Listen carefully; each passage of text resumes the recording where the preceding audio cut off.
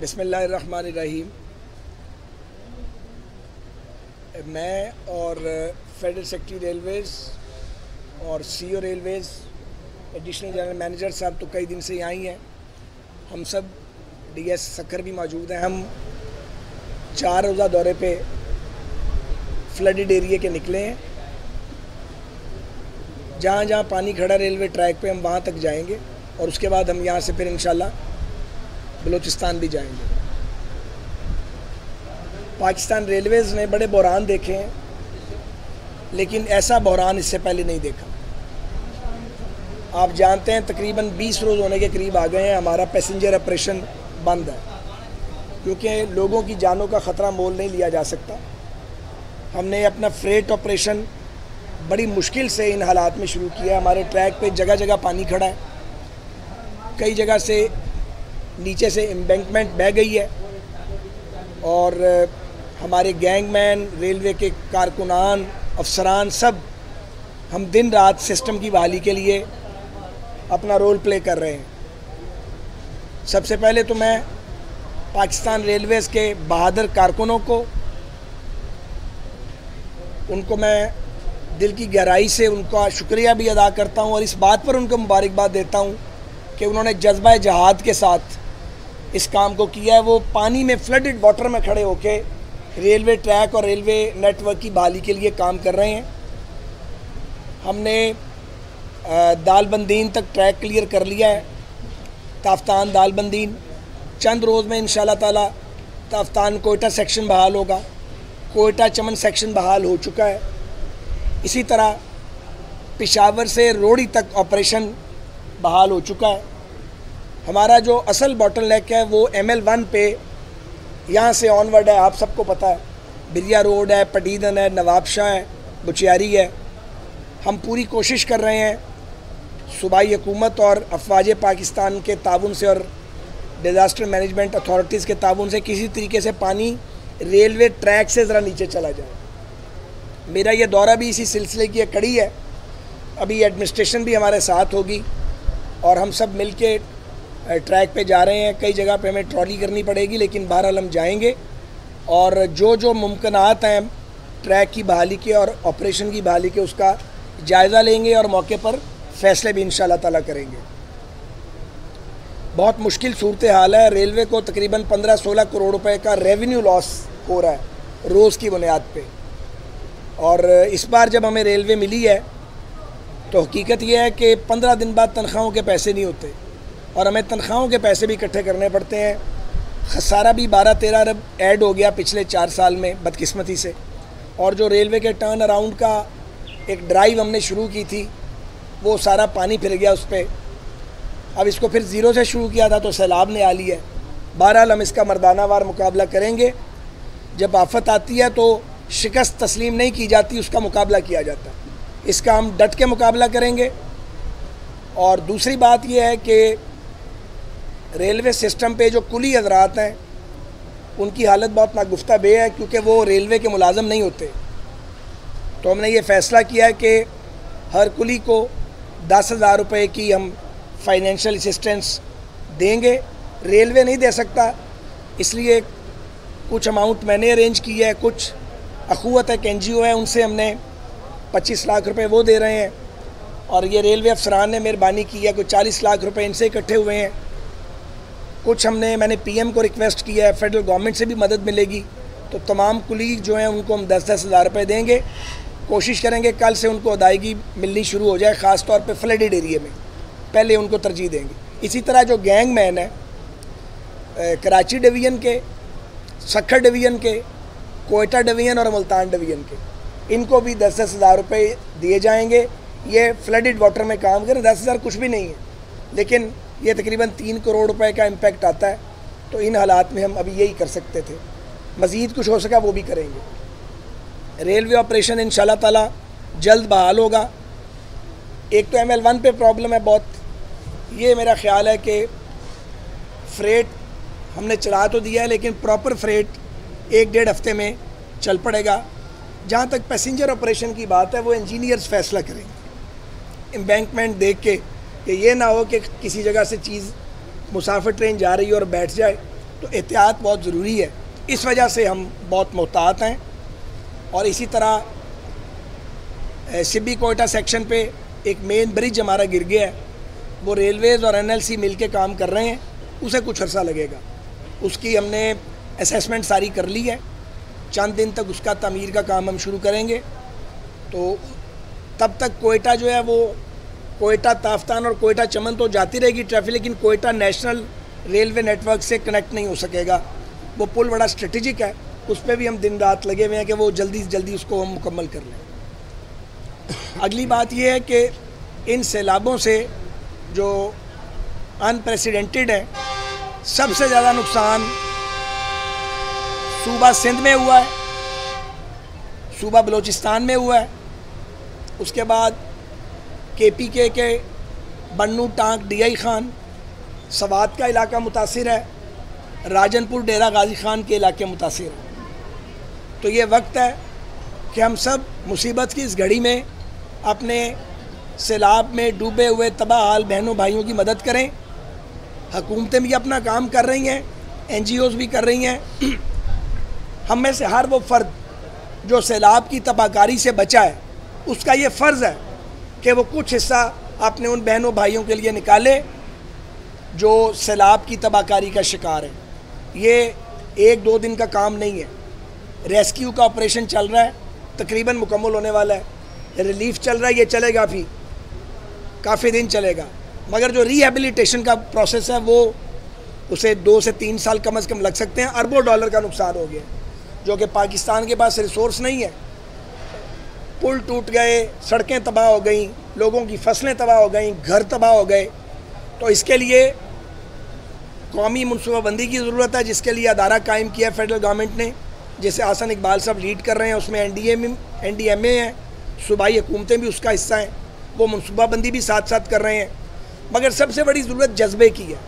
ठीक है कि दुनिया अब हमारी मदद के लिए आ रही है, लेकिन मुल्क से बाहर देखने की बजाय हमें अपने वसाइल पे भरोसा करना है। और 3 करोड़ से ज़ायद लोग डूबे हैं बदकिस्मती से, लेकिन 17-18 करोड़ लोग हैं जो महफूज रहे हैं इस बला से। तो ये हमारी ज़िम्मेदारी है। सो अगले दिनों जिस जमात से मेरा ताल्लुक़ है, मेरी जमात एक पूरी फ्लड रिलीफ कैंपेन 2-3 दिन में अनाउंस करेगी, और इंशाअल्लाह ताला कम से कम 2000 रिलीफ के ट्रक जो हैं वो पंजाब से सिंध और बलूचिस्तान की तरफ आएंगे। उसका ऐलान जो है वो पॉलिटिकल लीडरशिप करेगी। मैं यहाँ चूँकि बतौर रेलवे के वज़ीर के मौजूद हूँ, इसलिए मैंने बात रेलवे के हवाले से की है। आप सबका बहुत शुक्रिया। हमने थोड़ी देर में नमाज की अदायगी के बाद आगे जाना है फ्लडेड एरिया में, तो मैं आपसे इजाज़त चाहूँगा।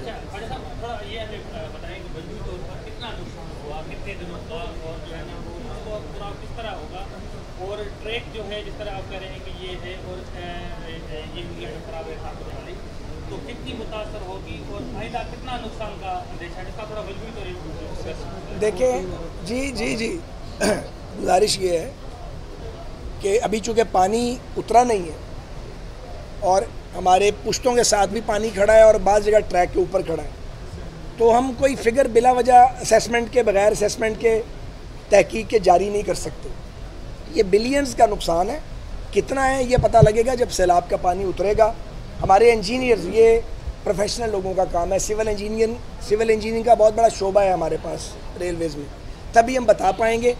लेकिन ये मैं बता सकता हूँ कि पैसेंजर ऑपरेशन कराची पेशावर के बीच, यानी रोड़ी कराची के बीच बहाल होने के लिए कुछ वक्त लगेगा, चंद हफ्ते भी लग सकते हैं, जब तक, क्योंकि वो नीचे सारा कुछ वेट है। जो हमने पीछे ठीक भी कर दिया है, ये जो खानपुर रोड़ी सेक्शन है ये ठीक हो गया है। 2 घंटे में ट्रेन आती थी, 6 घंटे में आ रही है, क्योंकि जब ट्रेन गुजरती है तो वो दोबारा नीचे सेटलमेंट होती है, फिर दोबारा हमारी ट्रैक मशीन उसको ठीक करती हैं। तो हमने पूरे वसाइल यहाँ लगा दिए हैं जितने भी हैं, गो के वो महदूद हैं। तो ट्रैक मशीन भी एक पूरी ट्रेन के बराबर होती है। एक आध जगह हमारी रिलीफ ट्रेन ML2 पे धंस भी गई है। ML2 के हालात भी ठीक नहीं है, वहाँ भी पानी है हर तरफ। तो ये मेन ट्रैक को बहाल होते हुए पैसेंजर के लिए चंद हफ्ते लग सकते हैं। फ्रेट इंशाल्लाह रेगुलराइज हो जाएगा, मेरा ख्याल है 8-10 दिन में। अब हम जा रहे हैं, आगे जाके देखेंगे, फिर हतमी बात करेंगे। इमरान खान ने कहा कि वो हुकूमत से बात करना चाह रहे हैं, लेकिन उन्हें दीवार से लगाया जाए, क्या समझते हैं इमरान खान के ऑफर को हुकूमत गौर करेगी इस बात पर? आर्मी चीफ की तौसीह के लिए भी उन्होंने तजवीज़ दी है और अमेरिकी सफीर से मुलाकात की। आप क्या चाहते हैं मुझे मजमूई तौर पर बात कर ही लें। नहीं, गुजारिश ये है कि अब ये मैं फ्लडेड एरिया में बैठा हुआ हूँ, ये बात हम मुझसे लाहौर या इस्लामाबाद में पूछेंगे तो मैं इसका बड़ा टिका के जवाब दे सकता हूँ। लेकिन ये जगह जो है, यहाँ पे लोग आफत ज़दा हैं, फ्लडेड एरिया में हम आए हैं, एक और माइंडसेट से आए हैं, तो मैं ज़्यादा लंबी बात तो नहीं करूँगा। लेकिन मैं ये ज़रूर कहूँगा कि जो जाली चूरन बेचा उसने और जहाँ जहाँ थूका वो चाट रहा है। यानी हमें कहता रहा कि ये इम्पोर्टेड हुकूमत है। इम्पोर्टेड तो आप खुद हैं, सेहूनियों के दामाद आप हैं, हम तो नहीं हैं भैया। तो वो इल्ज़ाम लगाते रहे, एक तरफ अमेरिका को गालियाँ निकालता है, दूसरी तरफ उनके पाँव पड़ जाता है। उसका पुराना ये स्टाइल है, एक तरफ फ़ौजी क़यादत को अब्यूज़ करता है और उसके पूरी पार्टी जो है वो सोशल मीडिया पे उसने अदारे को टारगेट किया हुआ है। कल उसने एक और बात की है। तो बुनियादी तौर पे इमरान खान बी जमालो टाइप आदमी है, वो दाना फेंकता है। इसके अलावा उसकी कोई वो संजीदा आदमी नहीं है। और जो लोग उसके पीछे लगे हुए हैं, हमें उनसे दिली हमदर्दी है, क्योंकि वो सुनने, देखने और बोल सकते हैं। बोलना तो बहुत आता है, बल्कि बड़ी बड़ी लंबी ज़बानें हैं, लेकिन ना देख सकते हैं, ना सुन सकते हैं, ना महसूस कर सकते हैं। तो इसलिए और एक और बात बताएं भाई, तुम कौन आदमी हो कि तुम आसमान से उतरे हुए हो? तुम अदालत से भी ऊपर हो। हम पर मुकदमात बनते थे झूठे, हम जाते थे थाने में, इन्वेस्टिगेशन ज्वाइन करते थे। वो कहता मैंने इन्वेस्टिगेशन ज्वाइन ही नहीं करनी। अदालत कहती है, जो कहा अदालत ने वो भी आपने सुन लिया, हमें हैरत हुई है। मैं अदालत में तबसरा नहीं करूँगा, लेकिन दो नहीं एक पाकिस्तान। ये नहीं हो सकता कि पीपल्स पार्टी के साथ, PMLN के साथ, कौम परस्तों के साथ रियासत के रवैये और हों और बच्चे जमहूरे के साथ और हो।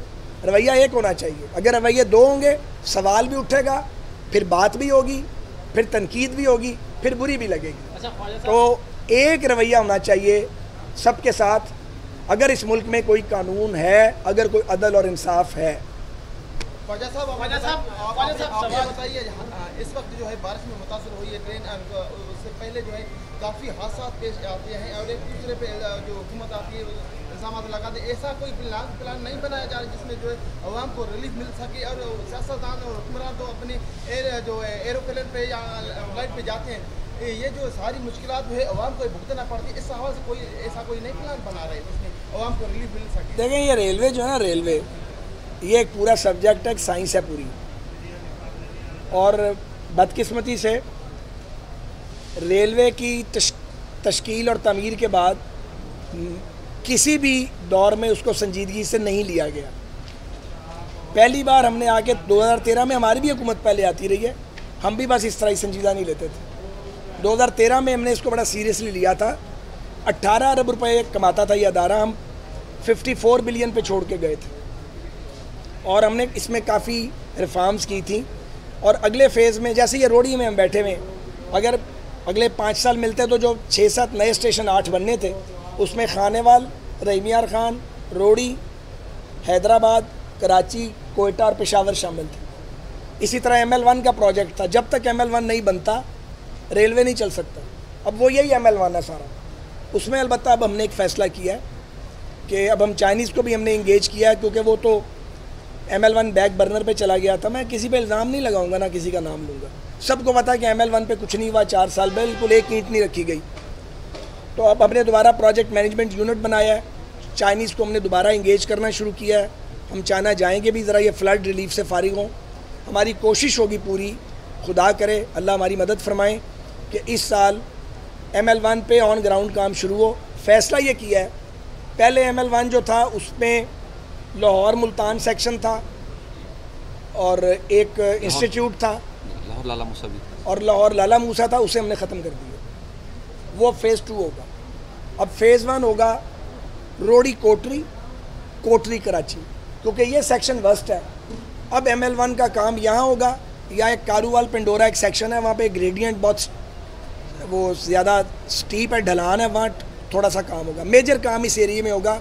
ML1 अब यहीं से शुरू होगी। बहुत बोल किसी के भी दबाव में आकर अपने फैमिली मेंबर्स को अलहदा नहीं करेगा। बोल हमेशा आवाम की आवाज बनता रहेगा और आवाम के मसाइल दिखाता रहेगा। बोल की आवाम से खुसूसी दुआओं और साथ देने की अपील। सबसे ज्यादा व्यूज, सबसे ज्यादा रील्स और सबसे ज्यादा रेटिंग के साथ बोल अब भी नंबर 1 पोजीशन पर बरकरार। सब्सक्राइब करें और बेल दबाएं ताकि कोई खबर रह न जाए।